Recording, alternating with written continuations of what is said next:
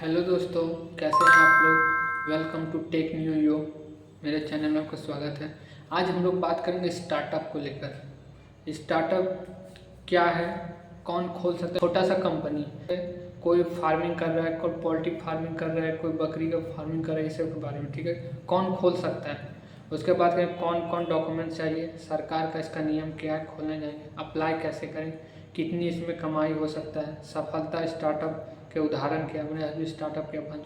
तो वीडियो को शुरू करते हैं। स्टार्टअप क्या है। अगर आप खुद का बिजनेस शुरू करना चाहते हैं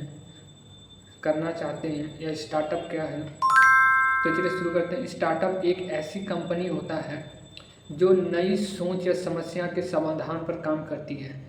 अगर आप स्टार्टअप खोलना चाहते हैं, आपके पास उसका सोच लिए, जैसे मान लीजिए उदाहरण पर मुझे फार्मिंग करना है, तो मैंने खेती करनी है, उसमें फल फूल आलू प्याज ऐसे उगाना है, उसका समाधान पर काम करता है, ठीक है। और तेज़ी से बढ़ने में क्षमता रखती है, ठीक है। आगे बात करते हैं। भारत सरकार की योजना स्टार्टअप इंडिया के तहत नए बिजनेस को सपोर्ट दिया जाता है।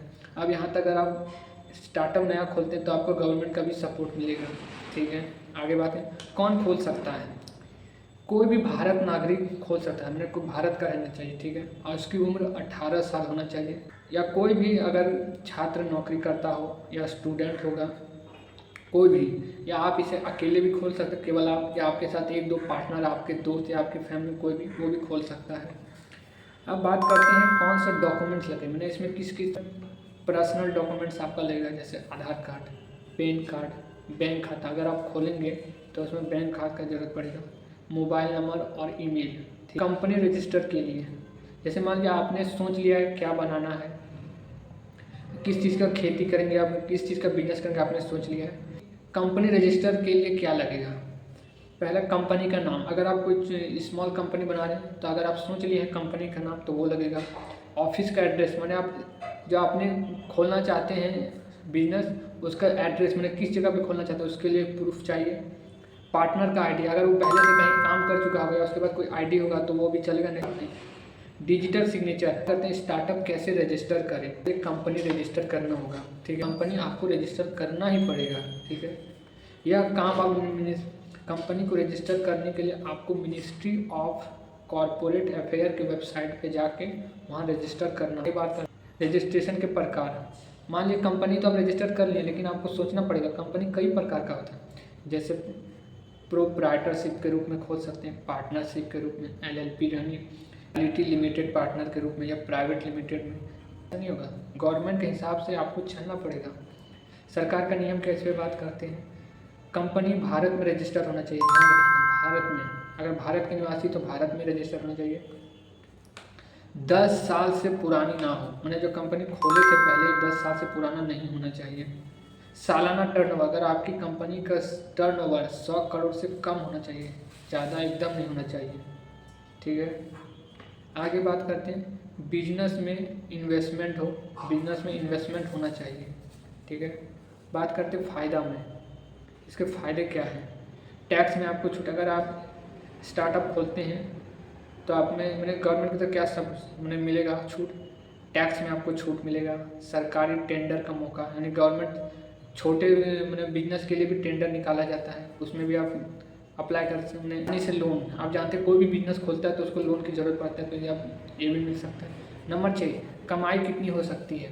कमाई पूरी इसका आपके आइडिया और मेहनत पर निर्भर करता है।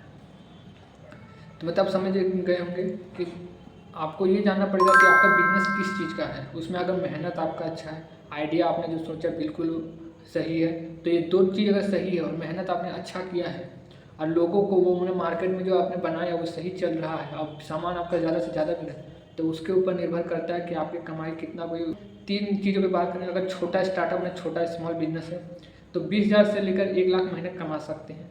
अगर छोटा से थोड़ा बड़ा है, मैंने अच्छा है, स्टार्टअप है, तो 1 लाख से लेकर 10 लाख तक हर महीना कमा सकते हैं।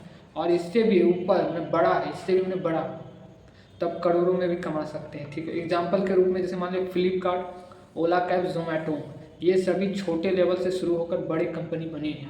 फ्लिपकार्ट जानते हैं 2 लोगों ने मिलकर शुरू किया था, छोटा बिजनेस, ये भी फ्लिपकार्ट भी एक छोटा भी स्टार्टअप था।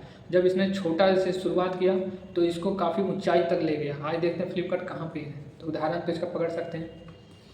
आगे बात करते हैं, स्टार्टअप शुरू करने से पहले ना कुछ बातों का ध्यान रखना पड़ेगा।